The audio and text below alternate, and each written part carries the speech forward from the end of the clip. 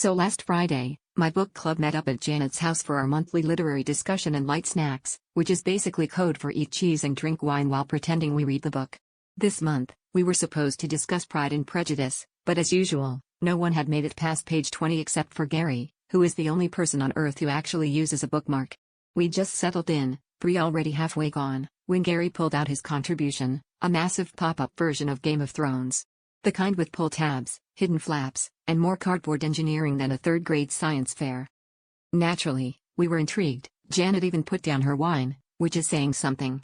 Gary cracked open the book to the first pop-up, and suddenly a three-dimensional cardboard dire wolf lunged at the table, knocking over the cheese plate. We laughed it off, but then Gary started flipping pages, and it was like a medieval carnival gone wrong, tiny paper swords flailing, miniature castle gates snapping shut, and at one point, a pop-up dragon that launched itself into the fondue. By chapter 5, we'd stopped pretending to discuss the moral implications of Mr. Darcy and were instead strategizing how to dodge flying pieces of paper and melted Gruyere. About halfway through the night, Janet's cat, Mr. Whiskers, took offense at a particularly aggressive cardboard knight and swatted it straight into Gary's lap. Gary, in a brave yet ultimately futile attempt at heroism, tried to defend himself with a fondue fork, but only succeeded in spearing a pop-up sheep.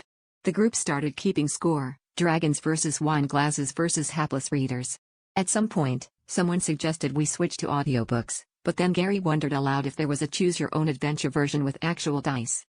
The evening ended with half the club hiding behind the couch, 2 casualties, 1 cheese knife, 1 paperback, and Gary promising to bring a safer book next time.